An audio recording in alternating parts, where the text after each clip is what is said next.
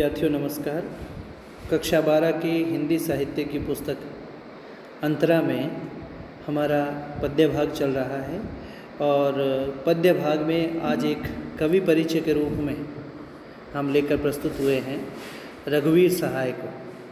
आज हम रघुवीर सहाय का कवि परिचय करते हैं, उनके व्यक्तित्व और उनके कृतित्व के बारे में जानते हैं।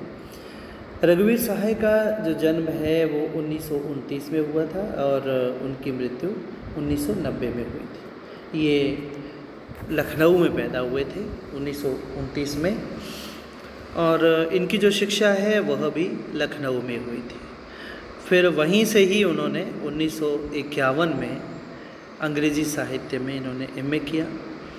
ये अगर पेशे से देखा जाए तो ये पेशे से एक पत्रकार हुआ करते थे। इन्होंने जो प्रतीक पत्र निकला करता था उस प्रतीक पत्र के ये सहायक संपादक के रूप में भी इन्होंने कार्य किया। इसके अलावा ये आकाशवाणी के समाचार विभाग में भी रहे हैं। फिर कुछ समय तक ये हैदराबाद से प्रकाशित होने वाली एक पत्रिका हुआ करती थी, बड़ी महत्वपूर्ण पत्रिका, और उस पत्रिका का नाम था कल्पना। उसके संपादन से भी ये जुड़े रहे और कई वर्षों तक इन्होंने दिनमान पत्र का जो है वो संपादन भी किया। ये दिनमान पत्र से भी जुड़े रहे थे। जहाँ तक इनके काल में विभाजन की बात करते हैं कि हम इसको किस काल के कवि के रूप में रखें, तो ये नई कविता के कवि, प्रयोगवाद के बाद में जो नई कविता आती है उस नई कविता के कवि ये रहे हैं। और इनकी जो कुछ कविताएं हैं वो अज्ञे द्वारा संपादित जो सप्तक है उसमें जो दूसरा सप्तक है उस दूसरे सप्तक में ये रही है। सप्तक के बारे में आपको बता देता हूँ कि प्रयोगवादी कवि अज्ञे ने एक नया प्रयोग करते हुए 7 कवियों के समूह के साथ, इसीलिए इसको सप्तक कहा जाता है, और उसमें इन्होंने 7 कवियों के रूप में 4 सप्तक छापे थे, जिसमें प्रथम को तार सप्तक कहते हैं जो 1943 में, दूसरा सप्तक जो कि 1953 में, तीसरा सप्तक जो छपा वो 1959 में और चौथा सप्तक जो छपा था वो 1979 में। और ये सप्तक छापने में जो अग्रणी भूमिका निभाने वाले जो कवि हैं वो अज्ञे जी रहे हैं। तो इनकी जो रचनाएं हैं वो दूसरे सप्तक में छपी थी, दूसरे सप्तक में इनकी रचनाएं संकलित हैं। कविता के अलावा इन्होंने रचनात्मक और विवेचनात्मक गद्य भी लिखा है। रचनात्मक तरीके से और विवेचनात्मक तरीके से उन्होंने गद्य की रचना की है। इनका जो काव्य का संसार है वो क्या है, आत्मपरक की जगह। इनकी जो कविता लिखने की जो कला रही है वो आत्म परक अनुभवों के स्थान पर जो है इन्होंने किस अनुभव को शामिल किया है, जन जीवन के अनुभवों को इन्होंने शामिल किया। उनके जन जीवन के अनुभवों की जो रचनात्मक अभिव्यक्ति है वो इनकी कविताओं में मिलती है।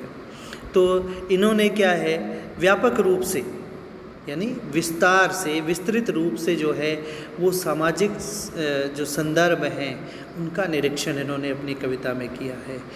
अनुभव और ज्ञान को, अनुभव और बोध को जो है वो अपनी कविता के माध्यम से ये व्यक्त करते हैं। इन्होंने क्या है, रघुवीर सहाय जो कि मैंने आपको पहले भी बताया कि ये पेशे से क्या रहे हैं, पत्रकार रहे हैं, तो इनकी काव्य की रचना में जो है इनकी जो पत्रकार दृष्टि का जो है वो सृजनात्मक उपयोग इन्होंने अपनी कविता में किया है। वे ये स्वीकार करते हैं कि जो पत्र है, जो अखबार है और उस पत्र की जो खबर है यानी उसका जो समाचार है, उस समाचार के भीतर जो है, उसके भीतर जो है मतलब क्या है कि खबर के भीतर दबी हुई और छिपी हुई अनेक ऐसी खबरें होती हैं जिसमें मनुष्य की, मानव की जो पीड़ा है, मानव का जो संत्रास है वह छिपा रह जाता है।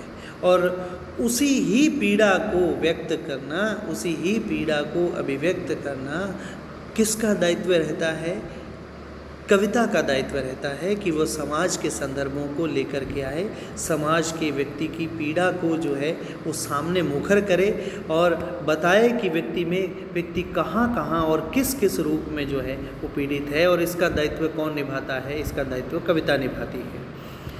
इस जो है काव्य दृष्टि के अनुरूप ही उन्होंने अपनी जो नई काव्य भाषा का है वो विकास इन्होंने किया है, जिसमें जनमानस का जो प्रभाव है उनके ऊपर रहा है।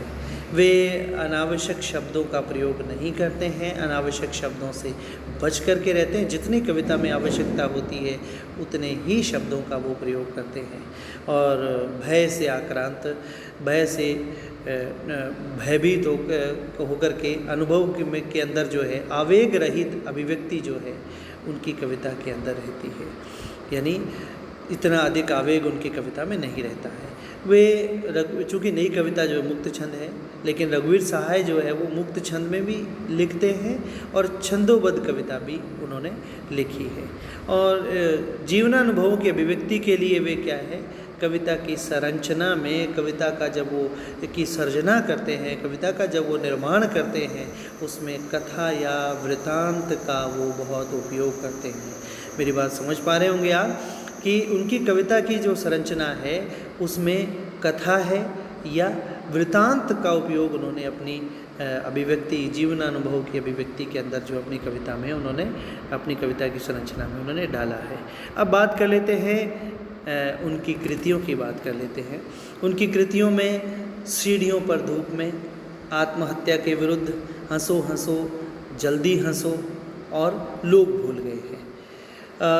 इनका जो पूरा जो साहित्य है, यदि हम एकत्र करके पढ़ना चाहें और एक स्थान पर ही पढ़ना चाहते हैं तो रघुवीर सहाय रचनावली नाम से ये 6 खंडों में इनका साहित्य प्रकाशित हो चुका है, जिनमें इनकी लगभग सारी ही रचनाएं जो है वो संग्रहित करके दी हुई हैं, उसको पढ़ा जा सकता है।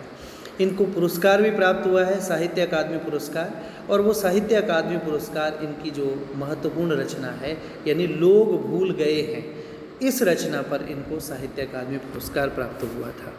तो आज का जो कवि परिचय है, आज के कवि परिचय में हम लोगों ने किसके बारे में जाना? रघुवीर सहाय के बारे में जो है वो हम लोगों ने जाना था। एक बड़े महत्वपूर्ण नई कविता के एक सशक्त हस्ताक्षर कवि के बारे में आज उनका कवि परिचय हमने लिया। शुक्रिया।